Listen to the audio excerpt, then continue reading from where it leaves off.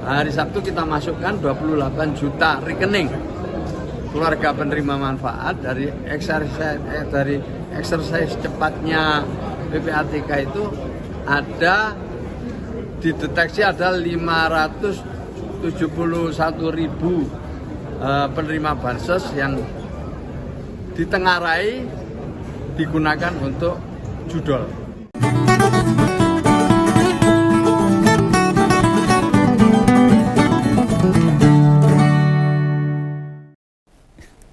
Ini ada kabar ngeri ini. Ngeri-ngeri sedap buat rakyat ini. Lah nyimak pernyataan para petinggi negeri. Makin lama makin horor ini. Rupanya dulu waktu kepemimpinan Jokowi, ya gak bagus-bagus amat sih sebenarnya. Di balik gemerlapannya keberhasilan, banyak yang tidak tahu belum terbongkar. Tidak sedikit yang bobrok juga ternyata ini. Ya, apakah kita yang ketipu, apakah kita yang dibohongi, apakah mereka yang pandai berbohong? Contoh ini. Kenapa dengan menteri yang sama, swasembada beras sekarang bisa tercapai? Mengapa selama 10 tahun pemerintahan Jokowi mesti Pak Amran yo Menteri Pertanian, swasembada beras gagal dipenuhi waktu itu? Ini satu. Kenapa impor beras pada tahun 2023, 2024 jumlahnya malah ugal-ugalan? Silakan cek itu datanya. Nggak percaya loh. Dari yang tadinya impor, kok sekarang tiba-tiba langsung surplus jutaan ton. Malah rencana mau diuncal ke luar negeri itu. Ke Palestina loh. Ini kena ada yang disembunyikan. Nah, ini opini Begawan aja loh, pendapat Begawan aja loh. Nah terus yang berikutnya, ada pernyataan yang bisa kita kategorikan sebagai sesuatu yang sulit diterima nalar. Jika PPATK menyebutkan sebagian penerima bansos itu memakai buat judi online. Lah, horor lah. Ngeri berita ini. PPATK sendiri kemudian terpaksa membekukan rekening bansos sampai 10 juta rekening loh. Loh sebanyak itu. Wah kayak itu. Hasil dari 28,4 juta rekening yang disodorkan sama Kementerian Sosial untuk diverifikasi, untuk dicek ini. Yang lumayan agak aneh, kok di zaman Jokowi, kenapa Blas gak pernah dicek rekening para penerima bansos itu? Lu banyak loh itu 10 juta rekening itu. Dari 28,4 juta rekening penerima bansos, hampir 30% lebih. Yang lebih bikin tambah horor, ngeri. 0,5 juta lebih rekening penerima bansos. Lebih tepatnya 571.000 rekening. 0,5 juta. Diindikasikan terlibat sama judi online. Badalan. Makanya Indonesia itu hancur remuk. Rakyatnya dok kelimpungan. Halah. Lah kok bisa kayak ngene kepiye coba? Ini saya membaca data yang saya pelajari tentang hal ini. Masyarakat harus paham ini, harus ngerti. Ojo mung lulak tok. Jilat tok supaya jabat. Jangan seperti itu. Lah wong kuwi lho nek beneran para pelaku judol kok nggak ditindak tegas. Kenapa posisi mereka aman-aman saja selama ini? Mosok negara ditipu rakyatnya nggak merasa sama sekali. Dibantu malah gue judi. Nah ini komitmen pemerintah. Jadi ya tak pertanyakan. Baik buat pemberantasan judi online sama buat mengentaskan kemiskinan. Kalau yang dapat bansos tetap memakai buat judi online loh. Ya kayak uyah segoro, nguyai segoro. Wes asin diuyai. Itu darah tinggi loh. Lo mau dikasih bansos gedenya 5 juta per bulan. Kesejahteraannya tidak akan berubah. Urupnya bakal kayak gitu. Itu miskin malah. Lo sing main judi online malah doyan untuk bansos. Tambah sergap main judinya. Dan tahu kemana uang hasil judi itu kalau rakyat kalah. Larinya kemana? Masyarakat harus paham. Ininya dipakai, Bung. Kenyataan ini sekaligus membuktikan apa yang pernah disampaikan Opung Luhut dalam sebuah postingan di medsosnya. pas Februari kemarin kalau nggak salah, dia bilang 500 triliun bansos, duitnya nggak sampai pada yang berhak. Oh, ini yang dituduh siapa ini? Omong Luhut ini yang dituduh siapa nih? Lah wong dipakai buat judi online, oh ya bablas loh. Nyampe tapi buat judi online itu. Nah, yang perlu diperdalam, apakah ini pencatutan nama saja? Misalnya ke saya bansosnya, tapi belum sampai ke saya itu dipakai judi oleh orang lain atau oleh pejabat. Yang pakai orang lain atau yang memainkan duit buat judol, ya memang orangnya sendiri. Si penerima bansos sendiri. Ya ini harus diselidiki. Lo mau kemanapun, ini mesti didalami. Nah, dicari tahu apa yang sesungguhnya terjadi. Lah nek bansos dipakai buat judi ya, mbok kabeh duit APBN diberikan pada wong-wong modelan kaya ngono. Bablas. Orang yang bekas. Lo orang macam begini cocoknya bawa ketahanan. Bawa kono sakambangan campur karo boyo. Hah? Wis uripe wae di penjara. Ngerepoti negara dong, ngerekasake rakyat. Kalau mereka bisa hidup bebas, apapun yang dia lakukan pasti akan merugikan orang lain. Ini memperlihatkan pada pemerintah Jokowi, para penerima bansos tidak pernah dievaluasi sama sekali waktu zamannya Jokowi 10 tahun. Intinya gak ditelisik apakah bantuan yang diberikan pemerintah dipakai untuk hal-hal yang baik, yang bisa ngebantu memperbaiki hidupnya. Wis gak bisa seharusnya. Wong sing seneng judi, seneng mabuk-mabukan, penerima bansos, wong hobi kayak gitu, itu kaya watak, karakter, sulit diubah.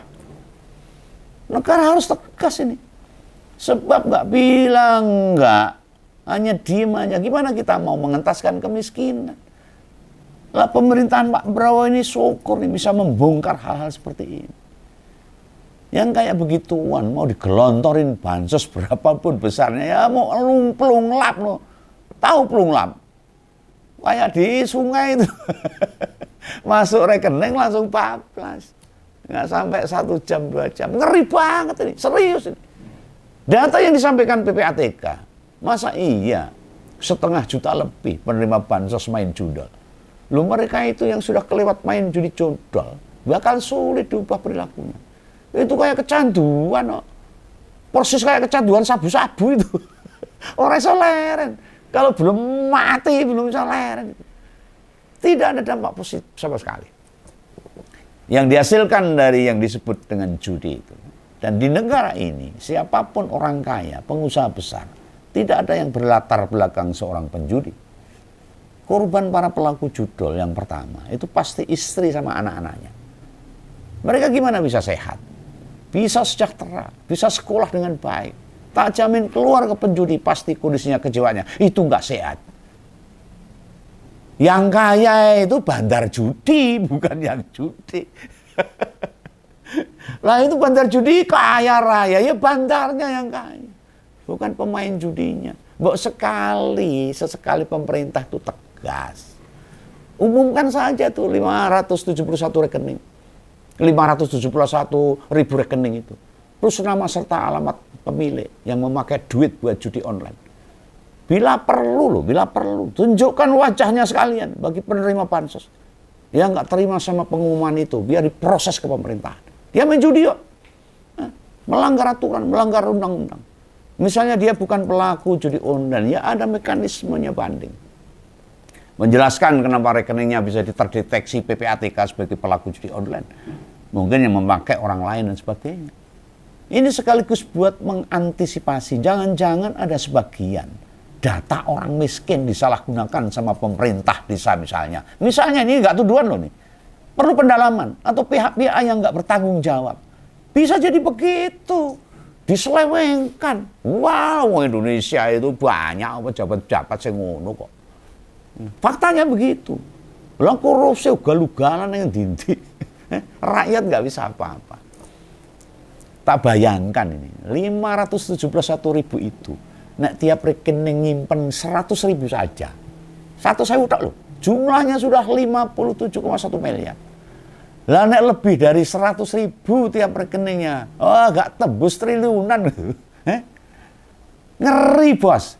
PPATK juga menjelaskan, dari 10 juta rekening yang dibekukan itu, total saldonya ada 2 triliun. Loh, berarti selama ini negara ngirim duit ke siapa? Kenapa duit bansos tidak dipakai sama penerima? Ini penerimanya nggak tahu mungkin. Salah sasaran atau ada kesalahan lain. Atau jangan-jangan para penerima itu malah nggak tahu. Harus dikonfirmasi ke lapangan. Bila ada kesalahan atau penerima tidak tahu, kenapa bisa terjadi? Bisa tetap lolos. Ya? Ini utang-utang di pemerintahan zaman dulu ini. Ini cara koordinasi antara Kementerian Sosial, Dinas Sosial Provinsi sama Kabupaten Kota. Kayaknya termasuk pendamping Gakin. Ini caranya gimana? Para pendamping penerima bansos itu, kenapa nggak memberitahukan kalau bantuan pemerintah sudah cair? Separuh dari 10 juta rekening wis gak aktif lebih dari 5 tahun dan masih ada saldonya. Masa iya 5 juta warga penerima bansos sudah almarhum jadi nggak bisa ngambil? Ini mencurigakan. Bagaimana dengan kejaksaan, KPK, kepolisian? Harus ditelusur siapa yang ada di belakang semua ini. Wah, yang kayak gini nih mesti diklarifikasi nih. Sebenarnya apa sih yang terjadi? Tidak hanya itu, ada pula itu saldo rekening. Isi saldonya jutaan. Berarti kan dia bukan sasaran yang tepat. Hah? Buat penerima bansos. Apa tim pendata lapangan salah input data? Di sini berarti sama-sama ketahuan. Kalau kerja pemerintah waktu itu penting terlaksana saja. Formalitas, perkara di bawah gimana sesungguhnya terjadi. Mereka pada nggak mau tahu. Boleh pena itu. Lalu pegawai jadi bingung, gak paham ini. Melu gendeng naik ini. Nanti timbang duit 2 triliun ngendap neng rekening, buat dipakai buat nutupi efisiensi programnya Pak Prabowo. Lah negara itu tugasnya kan bener ke jejak gitu, menegakkan apa yang nggak semestinya. Lah kok orang-orang miskin yang pada berhak dapat bantuan ternyata rekeningnya kok ada yang buat judul. Gak aktif lebih dari 5 tahun. Ada saldo jutaan. Rakyat dibohongi lagi. Rakyat miskin dimanfaatkan lagi. Loh, kayaknya antara pemerintah dan rakyat gak ada komunikasinya sama sekali. Dan memang ini di zaman Jokowi yang namanya bansos kan gak pernah diutak-utik. Dimonitoring apa lagi, dievaluasi apa lagi. Dan sekarang di tengah kusutnya ekonomi kita, saat jarang ada lapangan kerja, menurunnya kemampuan belanja rakyat, lah kok di sisi lain ada rekening-rekening dengan saldo nganggur. Wih, ini aneh ini. Pantes ini ekonomi nggak bergerak. Wong kiriman negara ke orang yang berhak menerima bantuan nggak dipakai buat memenuhi kebutuhan mereka. Ini sebuah fakta yang sangat menyedihkan bagi rakyat-rakyat miskin bangsa kita. Dan usul konkret dari kawan, sebelum bansos-bansos dikirim atau dilanjutkan, semua data diverifikasi ulang. Lalu juga pendamping-pendamping yang ada di lapangan ini. Ya jangan lupa ikut dievaluasi. Jangan-jangan mereka yang nakal juga. Pemerintah berusaha ngapus situs judol. Duit bantuan sosial dari pemerintah malah dipakai judi online. Ini apa-apa? Gimana dua masalah negara tertangani dengan baik kalau caranya seperti ini? Tapi gini juga lah.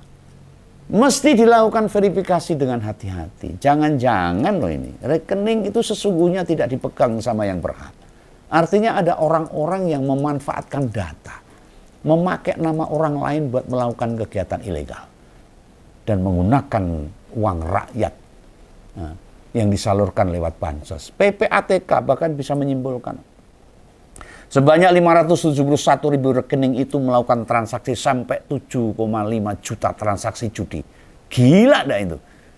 Dengan total nominal tembus 957 miliar, hampir 1 triliun. Itu kan sebuah jumlah yang sangat fantastis. Mau jadi apa negara kita ini? Di masa depan mau jadi apa negara kita? Berhubung judi itu kegiatan ilegal di negara kita, otomatis judi online tidak ngasih pemasukan buat negara. Bandar-bandar itu aja yang kaya. Rakyat jadi miskin. Dan kira-kira dengan fenomena begini ini, kita tunggu dengan sabar.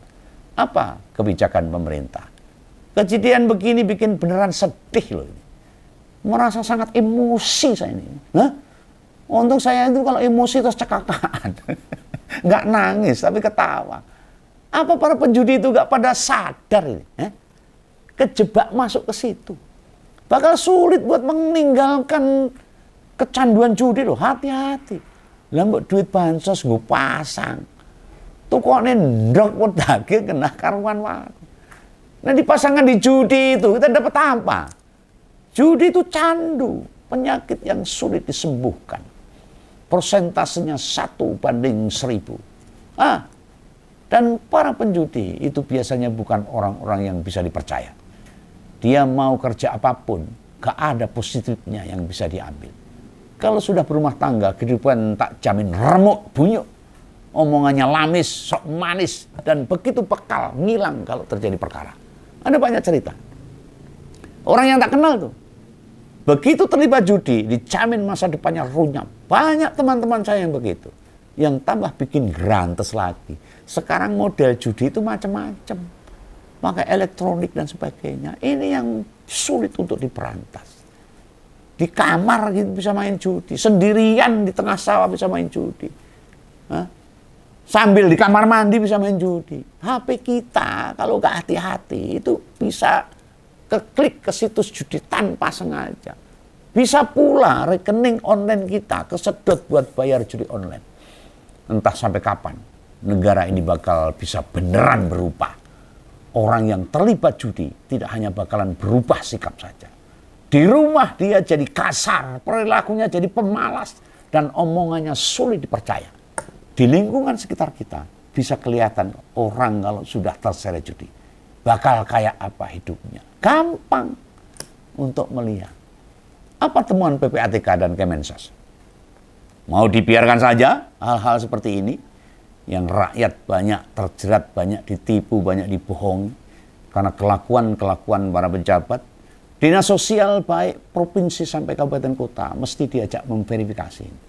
Rekening-rekening yang terdeteksi sama PPATK, mereka yang kedapatan memakai bansos buat judi online, kudu dikenakan sanksi.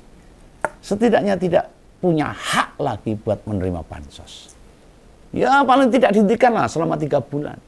Berani nggak bikin kebijakan seperti itu? Atau rekening penerima diganti nama penerima itu pasangannya misalnya. Sehingga uang bansos benar-benar bermanfaat buat masyarakat miskin, masyarakat kecil. Jangan gugu solane Pak Muhajir tahun lalu yang sempat punya gagasan korban judi online bisa mendapatkan bansos. Wah, saya remuk bunyo no APBDN kita itu.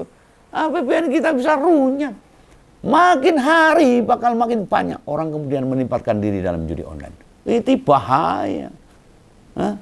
Buat ngompolos sing main judi online. Ini saya ingatkan. Tolong hentikan. Tidak ada satupun penjudi yang hidupnya berkelimangan harta. Yang ada berkelimangan tangis dan kesedihan. Hanya bandarnya yang tertawa, terbahak-bahak. Oke ya, saya ingatkan ini, pesan Begawan. Jangan salah paham. Sampai jumpa, salam ngompol, jangan lupa subscribe. Dadah.